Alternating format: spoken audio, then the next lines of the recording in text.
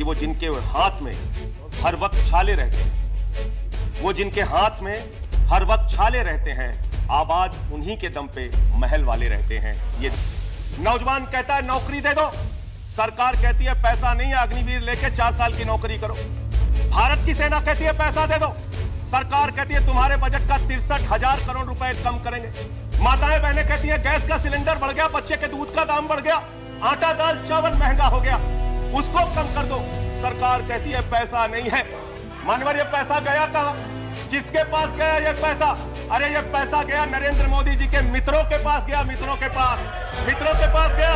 मैं आपको बताता हूं मान्यवर कहां गया। पूंजीपतियों का 11 लाख करोड़ रुपए माफ किया, 11 लाख करोड़ रुपए। आप जीरो लगाते लगाते थक जाएंगे मान्यवर, इतना पैसा इन्होंने पूंजीपतियों को माफ किया। ये पूंजीपतियों की सरकार चल रही है, पूंजीपतियों की गुलामी करने वाली सरकार चल रही है, जो इस देश के अंदर महंगाई बढ़ाने का काम करती है।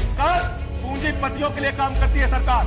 एक बिल्डर गुजरात के अंदर सीआर पाटिल के इलाके में, उसके लिए रास्ता बनाने के लिए राधा कृष्ण का मंदिर गिरा दिया इन्होंने। राधा कृष्ण का मंदिर गिरा दिया। दबंग सांसद ने मोदी को दिखाए दिन में तारे। जी हां, मोदी सरकार को ऐसी फटकार लगाई कि देखने वाले सब हैरान थे। मोदी सरकार को संसद में पेंशन रिवीजन को लेकर संजय सिंह ने बुरी तरह से लताड़ा। जी हां दोस्तों, आप सभी को पता भी होगा कि ओआरओपी रिवीजन को लेकर मोदी सरकार यहां पर फैसला लेने में कतरा रही है। हालांकि उन्होंने बता दिया कि आपका जो पेंशन रिवीजन होगा वो अंडर प्रोसेस है, लेकिन उसके बावजूद भी इतनी लेट लतीफी कर रही है मोदी सरकार। संजय सिंह ने भरे सदन में मोदी सरकार की खाल खींच ली। जी हां, पूरा वीडियो आप देखिएगा किस प्रकार से संजय सिंह ने मोदी सरकार के छक्के छुड़ा दिए। जी हां, सदन छोड़ भागने पर मजबूर हुए मोदी। बहुत ही बड़ी अपडेट यहां पर हम आपको इस वीडियो में दिखाएंगे और पूरी वीडियो क्लिप आप अंत तक जरूर देखना।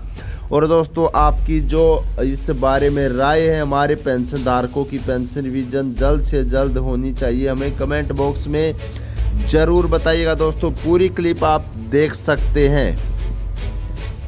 जिस महंगाई से पूरा देश कराह रहा है, मैं चंद लाइनों से अपनी बात शुरू करूंगा कि वो जिनके हाथ में हर वक्त छाले रहते हैं, वो जिनके हाथ में हर वक्त छाले रहते हैं, आबाद उन्हीं के दम पे महल वाले रहते हैं। ये देश जिनके हाथ में छाले हैं मान्यवर, उन्हीं के दम पर है। लेकिन ये सरकार किसके लिए काम कर रही है? नौजवान कहता है नौकरी दे दो, सरकार कहती है पैसा नहीं है, अग्निवीर लेके 4 साल की नौकरी करो। भारत की सेना कहती है पैसा दे दो, सरकार कहती है तुम्हारे बजट का 63,000 करोड़ रुपए कम करेंगे। माताएं बहनें कहती है गैस का सिलेंडर बढ़ गया, बच्चे के दूध का दाम बढ़ गया, आटा दाल चावल महंगा हो गया, उसको कम कर दो। सरकार कहती है पैसा नहीं है। किसान कहता है फसल का दाम दे दो, फसल का दाम दे दो, सरकार कहती है पैसा नहीं है। अरे बुजुर्ग कहते हैं हमारी रेल की तीर्थ यात्रा, उसकी रियायत क्यों कम कर दी? सरकार कहती है हमारे पास पैसा नहीं है। देश के लोग कहते हैं शिक्षा का बजट तो बढ़ा दो, सरकार कहती है 2% से ज्यादा बजट नहीं है। अरे स्वास्थ्य का बजट तो ठीक कर दो, मोदी जी सरकार कहती है पैसा नहीं है। मानवर ये पैसा गया कहां? किसके पास गया ये पैसा? अरे ये पैसा गया नरेंद्र मोदी जी के मित्रों के पास गया, मित्रों के पास गया। मैं आपको बताता हूं मान्यवर कहां गया। 20,000 करोड़ रुपए लेके नीरव मोदी मेहुल चौकसी भाग गया, 10,000 करोड़ रुपए लेके विजय माल्या भाग गया, 3,000 करोड़ रुपए लेके ललित मोदी भाग गया, 6,000 करोड़ लेके नितिन संदेशरा भाग गया। और ये मेरी जानकारी नहीं, मान्यवर इस सरकार ने बताया पूंजीपतियों का 11 लाख करोड़ रुपए माफ किया, 11 लाख करोड़ रुपए। आप जीरो लगाते लगाते थक जाएंगे मान्यवर, इतना पैसा इन्होंने पूंजीपतियों को माफ किया। और इस सरकार को एक सनक है, मोदी सरकार को एक सनक है, उसको ये सनक है, हमको अपने मित्र को अमीर बनाना है, हमको अपने मित्र को अमीर बनाना है, हमको अपने मित्र को दुनिया का सबसे बड़ा अमीर बनाना है। और मालूम है मान्यवर, उसको कितना कर्जा दिया इस सरकार ने? 2.5 लाख करोड़ रुपए, 2.5 लाख करोड़ रुपए मान्यवर, 2.5 लाख करोड़ रुपए। जीरो लगाते लगाते थक जाएंगे। एक इंसान को 2.5 लाख करोड़ रुपए और बच्चे के दूध पे टैक्स लगाते हो, आटा दाल चावल पे टैक्स लगाते हो, हिंदुस्तान के गरीब आदमी का खून चूसने का काम करते हो। सरकार किसके लिए चल रही मान्यवर? यह सरकार किसके लिए चल रही है? इसको ध्यान से हमें सोचना पड़ेगा। जब हम इसी सदन में किसान के काले कानून का विरोध कर रहे थे, हमें सस्पेंड करके बाहर कर दिया गया। 1 साल के बाद यह सरकार कहती है अब हमें होश आ गया, हमारी तपस्या में कमी रह गई, हम काला कानून वापस ले रहे हैं।